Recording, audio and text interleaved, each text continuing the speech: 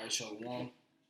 First and foremost, I'd like to give all praises, honor, and glory to Yahweh, Bahashim, Yahushua, Bahashim, Akakadash, the abundance to the apostles and the elders, great millstone, salutations to all Akim out there pushing his truth and all truth and sincerity diligently throughout the four corners. Alright, I'm the brother Shamar Amath from GMS Miami coming to Akim with another quick lesson through the spirit power Yahbashim Yahushua. Alright, and this lesson is gonna be a straight hit. Alright, going into the Cornelius situation, man. All right, because the spirit kind of been hot, the past day. Because I know yesterday we did a sit down on it, and after we did the sit down, I believe the brothers in Dallas were doing a sit down as well on Romans the 11th chapter, and we went into down here in Miami, went into salvation only being for Israel, man. So it made me think, which I wanted to bring this precept out yesterday, but didn't get a chance, so I'm doing a quick hit right now. All right, because these people, or these Christians and these pseudo Israelites, will try to loop Cornelius as being a natural heathen, and that how he had basically a blessing bestowed on him that him and his household would be saved, and they'll try to use that to prove that Cornelius is a heathen, and doors open for the other nations to be saved. When in all actuality, all right, Cornelius was an Israelite, man. All right, he was an Israelite. Okay, and when you read Acts the 10th chapter, there are certain key words and certain key things that you see that shows, all right, that this man Cornelius was in fact an Israelite because of how he carried himself. All right, his conversation. Okay, so with that being said, we're gonna read it real quick, and then I'll close out. This is the book of this is the book of Acts, chapter 10, and verse 1. It says, "There was a certain man in Caesarea called Cornelius, a centurion of the band called the Italian band." Right. So Cornelius, okay, he was a centurion, and when you look up what a centurion is, still don't got this shit set up. Sorry.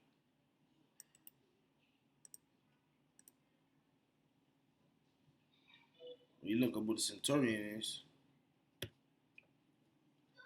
all right. A centurion was a position in the Roman army during classical antiquity, normally a commander of a century, okay, a military unit of around 80 legionnaires.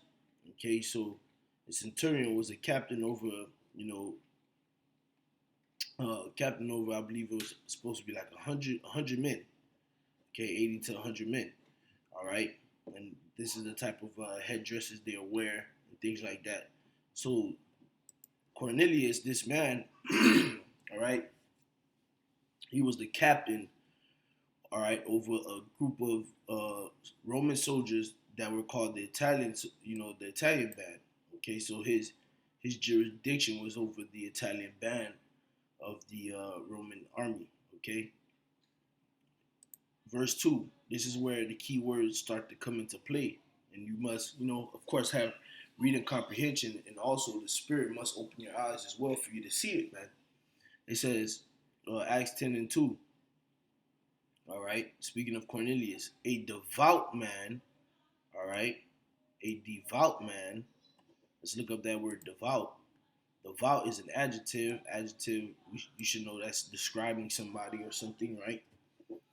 Circa 1200 of persons yielding uh, rev, reverently devotion to God, especially in prayer, pious, religious. Okay, pious, devoted. All right, given up by vow, devoted. All right, he was dedicated by vow. So Cornelius was a dedicated individual. He was pious, man. All right, and this word pious is a mighty word in itself. Okay, because that's going to help seal it completely, man. It says pious, having or intending to show faith in and reverence for the supreme being. All right, faithful, religious. All right, devoted. All right, he natural affection. So Cornelius had a natural affection for reverencing and fearing God, man. Who are the only people on earth who have that capability, man? The Negro, Latino, Native American man, and the speckled birds, man, which are the Israelites scattered abroad, man. The Israelites are the only one who are devoted to Yahweh Bashim Al Shah, who are pious to Yahweh Bashim Al Shah. Only the Israelites have the faith and the reverence of the supreme being. Why? Because the Heavenly Father is our God. Okay? So Cornelius was a devout man and one that feared God with all his house. That means what? Cornelius was in fact an Israelite. This line right here shows that. Okay? you going you go when you go to the time of Daniel, right? Of course you had these kings, all right, who at one point they made decrees in their land, all right, that whoever moved their mouth against the God of Daniel, Shadrach, Meshach, and Abednego should be punished and put to death. But they were never devoted in the fear of God, man. All right, of course, they showed reverence and respect to Yahweh Shem Shai, especially Nebuchadnezzar after the Lord turned this nigga into a beast and came back. But guess what? They never were devoted to the Heavenly Father, man. In the book of Jeremiah tell you that had the nations change their gods, which are no gods. All right. So these nations, these heathens, they still seek after their gods, man. Okay. But the nation of Israel, 2/3 of our people have gone astray, looking after other gods. But there's a remnant of the nation of Israel who is still going to be devoted to the worship of Yahweh Ba'ashem Yahushai. That's why Yahweh Shai told that woman, all right, at the well is going to be a time where the true worshipers are going to worship, man. Okay? So Cornelius was a devout man, one that feared God, him and all his house. So Cornelius taught his house the fear of the Lord, man. Why? Because his house consisted of what? Israelites, man. All right? Which gave much alms to the people and prayed to God always. He prayed to Yahweh Ba'ashem Yahushua always, man. Heathens you're not gonna see a fucking Moabite, all right, pulling out the little money cat and over here praying to Yahweh Ba'ashem Yahushua. No. That Moabite will be praying to whatever God they worship, man. Same goes for Ishmael and Ham, all right, and all these other nations, man. So that in itself also shows you that Cornelius was an Israelite because he always prayed to the Most High. He was a devout man. He feared God. Okay? All right. Reading on, it says, he saw in a night vision, evidently about the ninth hour of the day, an angel of God coming in to him and saying unto him, Cornelius. And when he looked on him, he was afraid and said, What is it, Lord? And he said unto him, Thy prayers and thy alms are come up for a memorial before God. When has the scripture showed that a heathen prayed to the Lord and the Lord answered the heathen's prayer, man? Come on, man. Again, showing you this man was an Israelite. The Lord sent an angel to him to tell him that his prayer has come up before the Most High as a memorial, man. All right. Now send men to Joppa and call for one Simon, whose surname is Peter. He he lodged with one Simon a tanner, whose house is by the seaside. He shall tell thee what thou art to do. And when the angel which spake unto Cornelius was departed, he called two of his household servants and a devout soldier of them that waited on him continually. And when Salakia, verse 8, and when he had declared all these things unto them, he sent them to Joppa. All right. Verse 9, on the morrow, as they went on their journey and drew nigh unto the city, Peter went up upon the housetop to pray about the sixth hour. And he became very hungry and would have eaten, but while they made ready, he fell into a trance and saw heaven opened and a certain vessel descending unto him. And it had been a great sheet, so like as it had been a great sheet knit at the four corners and let down on the earth, wherein were all manner of four-footed beasts of the earth and wild beasts and creeping things and fowls of the air. And there came a voice to him, arise, Peter, kill and eat. But Peter said, not so, Lord, for I have not for I have never eaten anything that is common or unclean. Because Peter thought the vision that he was having was literally about food, man. Seeing that he was hungry. Slock it. Get some water.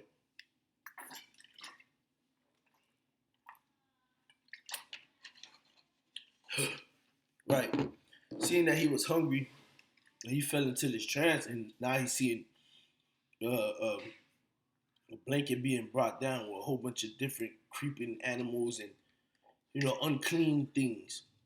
All right, but it came down as in the form of animals as creatures, man. And he heard the voice saying, "Rise and eat."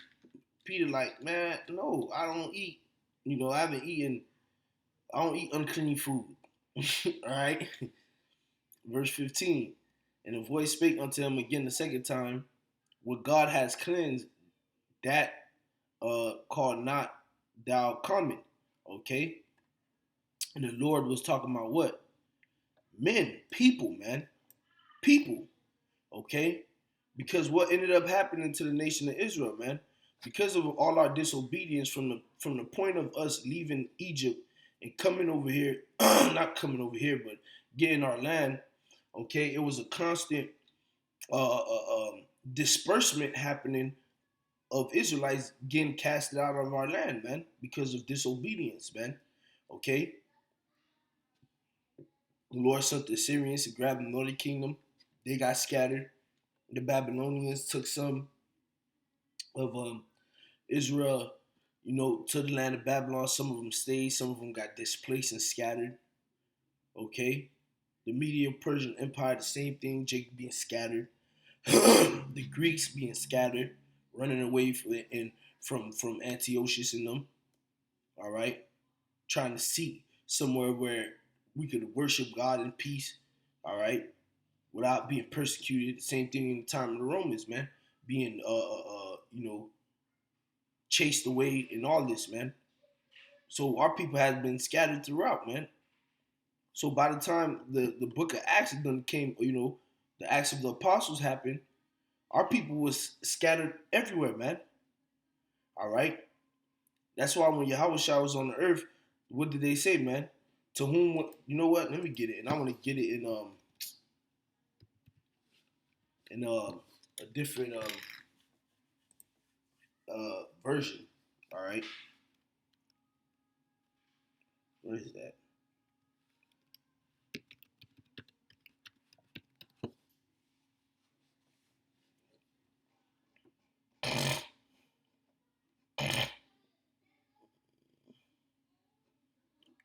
Where did Shahi go?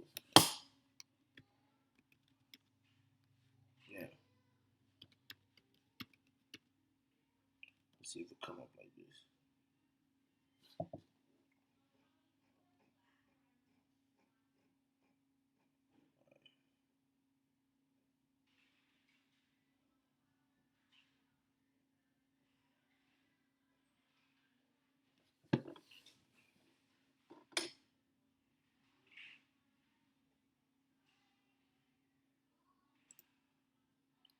What is that? Salakia, bear with me. I'm trying to remember how to quote it.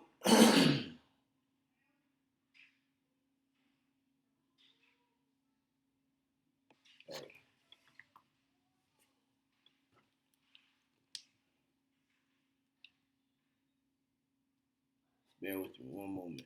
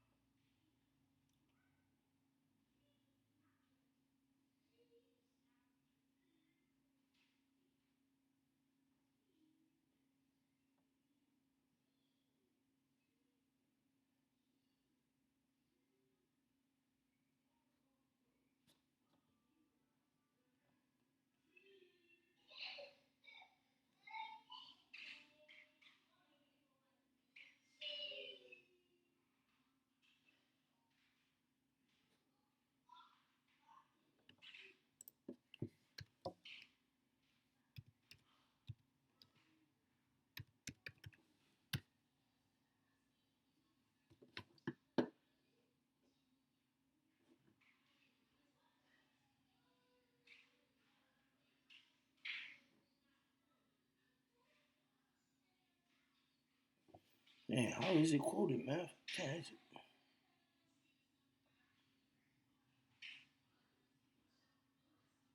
Oh, this is right there. Tripping. Salakia. It's right there. All right. So I wanted the reason why I brought this up because when you read it, it says, "They said the Jews amongst themselves, whither will he go, that we shall not find him? Will he go unto the dispersed among the Gentiles and teach the Gentiles?" Right. Speaking of Yahushua, right? But this, I want to get it in a different version. How do you do this shit?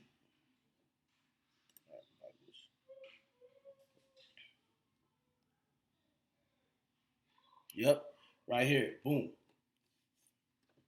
In the New Living Translation, right? It says the Jewish leaders were puzzled by this statement. Where is he planning to go? They asked. Is he thinking of leaving the country and going to the Jews in the other lands? Or maybe he will even teach the Greeks.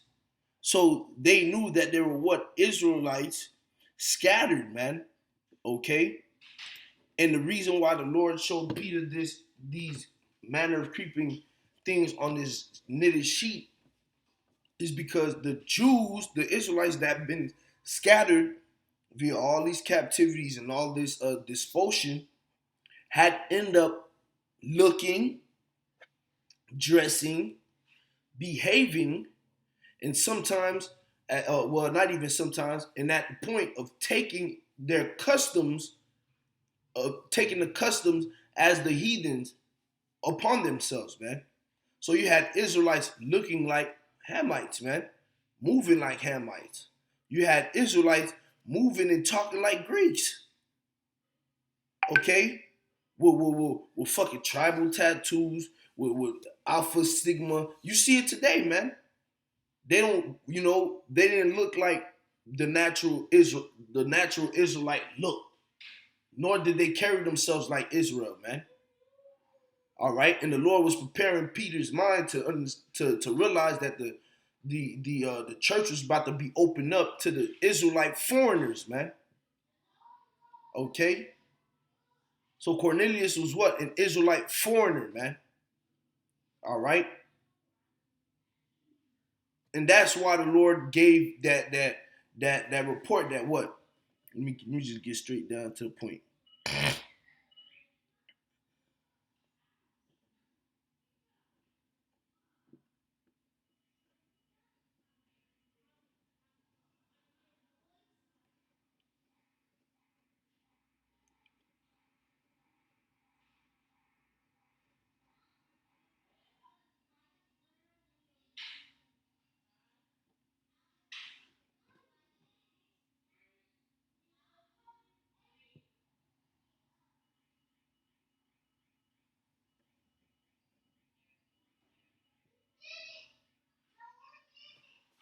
Where is that?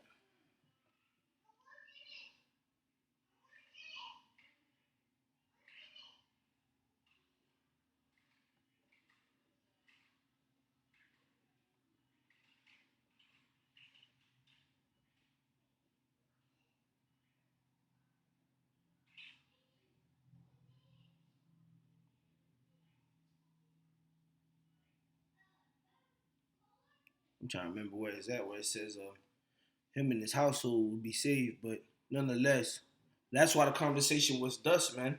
The Lord told Peter, to eat of it, man. All right, and whatsoever the Lord had said he cleansed, you can't say it's common, man, because the Lord was preparing to clean the Israelite foreigners up, man, to prepare them for what, man? To receive this gospel and to receive salvation, man. Okay, and ultimately, we're all Israelite foreigners, man, because we all fell away from the true way, man. There was we discontinued from our heritage, man. So guess what? We're the ones who's gonna be saved, not these other nations, man. Not the actual Gentiles, man, but the Israelite foreigners are gonna be saved, man. Okay, so that's all I really wanted to say on that. I advise brothers to read the rest of the Acts, the 10th chapter. With that, I want to say shalom.